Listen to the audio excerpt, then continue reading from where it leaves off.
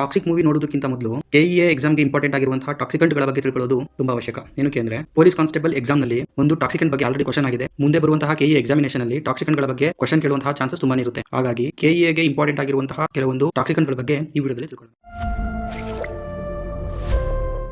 ಈ ರೀತಿ ಇಂಪಾರ್ಟೆಂಟ್ ಇರುವಂತಹ ಕೆಲವೊಂದು ಟಾಕ್ಸಿಕೆಂಟ್ಗಳನ್ನೆಲ್ಲನೂ ಒಂದು ಶಾರ್ಟ್ ನೋಟ್ಸ್ ಆಗಿ ಮಾಡಿದ್ದೀನಿ. ಆ ಶಾರ್ಟ್ ನೋಟ್ಸ್ ನಿಮಗೆ ಈಗ ತೋರಿಸ್ತೀನಿ. ಅದರಲ್ಲಿ ಯಾವ್ದು ಇಂಪಾರ್ಟೆಂಟ್ ಇದೆ ಅದನ್ನು ಹೇಳ್ತೀನಿ ನೋಡಿ. ಇದು ನಾನು ಪ್ರಿಪೇರ್ ಮಾಡಿರುವಂತಹ ನೋಟ್ಸು. ಯಾವ ಟಾಕ್ಸಿಕೆಂಟ್ಗಳು ಇಂಪಾರ್ಟೆಂಟ್ ಇದೆ ಮತ್ತು ಅದು ಯಾವ ಫೀಲ್ಡಲ್ಲಿ ಅವು ಟಾಕ್ಸಿಕೆಂಟ್ಗಳಾಗಿವೆ, ವಿಷಕಾರಿಗಳಾಗಿವೆ ಅನ್ನೋದನ್ನು ಇದರಲ್ಲಿ ಮಾಡಿದ್ದೀನಿ. ಮತ್ತು ಇದು ಕನ್ನಡದಲ್ಲಿ ಕೂಡ ಅವೈಲೇಬಲ್ ಇದೆ. ಅದು ನನ್ನ ಟೆಲಿಗ್ರಾಮ್ ಗ್ರೂಪಲ್ಲಿದೆ, ನೀವು ಚೆಕ್ ಮಾಡ್ಬೋದು.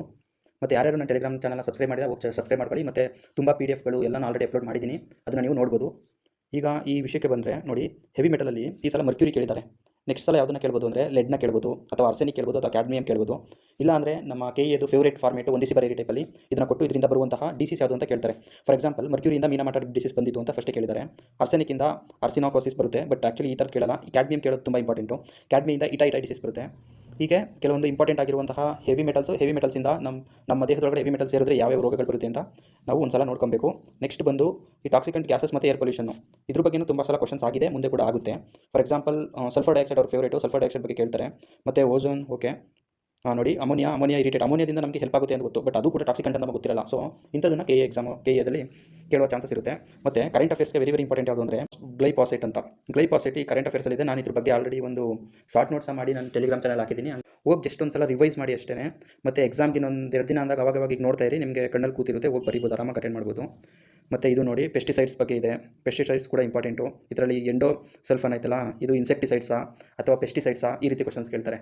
ನೆಕ್ಸ್ಟ್ ಬಂದು ಪಾಯ್ಸನಿಂಗ್ ಬೈ ಇನ್ಸೆಕ್ಟಿಸೈಡ್ಸು, ಇದು ಓಕೆ ಅಷ್ಟೇನು ಇಂಪಾರ್ಟೆಂಟ್ ಅಲ್ಲ, ಬಟ್ ಇದು ತುಂಬಾ ಇಂಪಾರ್ಟೆಂಟ್ ನೋಡಿ. Match the following very important. Disease ಮತ್ತು ಟಾಕ್ಸಿಕೆಂಟ್ ಮ್ಯಾಚ್ನ ಕೊಡ್ತಾರೆ. ಇದನ್ನು ಈಗ ಎಕ್ಸ್ಪೆಕ್ಟ್ ಮಾಡೋಕ್ಕಾಗಲ್ಲ ಅಂದರೆ ವಿಲೇಜ್ ಅಕೌಂಟೆಂಟ್ಗೆ ಮತ್ತು ಲ್ಯಾಂಡ್ ಸರ್ವೇರ್ಗೆ ಇದನ್ನು ಎಕ್ಸ್ಪೆಕ್ಟ್ ಮಾಡ್ಬೋದು. ಮೀನಾಮಾಟ ಡಿಸೀಸಿಂದ ಮರ್ಕ್ಯೂರಿ, ಇದು ಆಲ್ರೆಡಿ ತುಂಬ ಸಲ ಕೇಳ್ಬಿಟ್ಟಿದ್ದಾರೆ, ಬಟ್ ಕೇಳ್ತಾನೆ ಇರ್ತಾರೆ. ಕೆಇಎದೇನು ಟ್ರಿಕ್ ಅಂತ ಅಂದರೆ ಅವರು ಕೇಳೋದನ್ನು ಕೇಳ್ತಾ ಇರ್ತಾರೆ, ಬಟ್ ಬೇರೆ ರೀತಿಯಲ್ಲಿ ಕೇಳ್ತಾ ಇರ್ತಾರೆ ಅಷ್ಟೇ.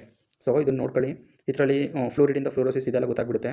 ನಮ್ಗೆ ಇಂಪಾರ್ಟೆಂಟ್ ಇರೋದೇ ಆ್ಯಕ್ಚುಲಿ ಇಟಾ ಕ್ಯಾಡ್ಮಿಯಂ. ನೆಕ್ಸ್ಟ್ ಪ್ರಕಾರ ನನಗೆ ನೆಕ್ಸ್ಟ್ ಕೇಳೋ ಚಾನ್ಸ್ ಅದೇ ಅಂತ ಅನಿಸ್ತಿದೆ.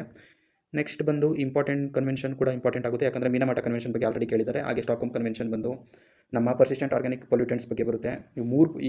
ಈ ಮೂರು ಇಂಪಾರ್ಟೆಂಟ್ ಆ್ಯಕ್ಚುಲಿ. ಸ್ಟಾಕ್ಹೋಮ್ ಕನ್ವೆನ್ಷನು, ರಾಟರ್ಡಮ್ ಕನ್ವೆನ್ಷನು ಮತ್ತು ಬ್ಯಾಸಲ್ ಕನ್ವೆನ್ಷನು ಆಲ್ಮೋಸ್ಟ್ ಕೇಳ್ತಾ ಇರ್ತಾರೆ. ಇದು UPSCಲಿ ಇಂಪಾರ್ಟೆಂಟ್ ಆಗಿರ್ತದೆ, ಬಟ್ ಇದನ್ನೆಲ್ಲನೂ ಈಗ ನಮ್ಮ ಕೆಇಎದವ್ರು ಕೇಳೋ ಚಾನ್ಸ್ ತುಂಬಾ ಇದೆ. ನೋಡಿ, ಕೀ ಟೇಕ್ಅವೇ ಕೂಡ ಇದೆ ನೋಡಿ. ಎಷ್ಟು ಸಿಂಪಲಾಗಿ ತುಂಬ ಒಂದು ಶೀಟಲ್ಲಿ ನಿಮಗೆಲ್ಲ ಇನ್ಫಾರ್ಮೇಷನ್ ಸಿಕ್ಬಿಡುತ್ತೆ. ಹಾಗಾಗಿ ಇದು ಬಂದು ನನ್ನ ಟೆಲಿಗ್ರಾಮ್ ಚಾನಲ್ ಇದೆ. ಟೆಲಿಗ್ರಾಮ್ ಚಾನಲ್ ಲಿಂಕು ನನ್ನ ಬಯೋದಲ್ಲಿದೆ, ನೀವು ಹೋಗ್ಬಿಟ್ಟು ನೋಡಿದ್ರೆ. ಇದು ಕನ್ನಡ ಮತ್ತು ಇಂಗ್ಲೀಷ್ ಎರಡರಲ್ಲೂ ಅವೈಲೇಬಲ್ ಇದೆ. ಆರಾಮಾಗಿ ಒಂದ್ಸಲ ನೀವು ಯಾವಾಗ ಫ್ರೀ ಇರ್ತೀರ ಅವಾಗ ಓದ್ಬೋದು. ಹೀಗೆ ಹೆಚ್ಚಿನ ವೀಡಿಯೋಗಳಿಗಾಗಿ ನನ್ನ ಯೂಟ್ಯೂಬ್ ಚಾನಲ್, ಇನ್ಸ್ಟಾಗ್ರಾಮ್ ಚಾನಲ್ ಮತ್ತು ಟೆಲಿಗ್ರಾಮ್ ಚಾನಲ್ನ ಸಬ್ಸ್ಕ್ರೈಬ್ ಮಾಡ್ತಾ ಇರಿ. ನಿಮಗೆ ಹೆಲ್ಪ್ಫುಲ್ ಆಗುವಂಥ ವೀಡಿಯೋಗಳನ್ನ ನಾನು ಕೊಡ್ತಾನೆ ಇರ್ತೀನಿ. Thank you.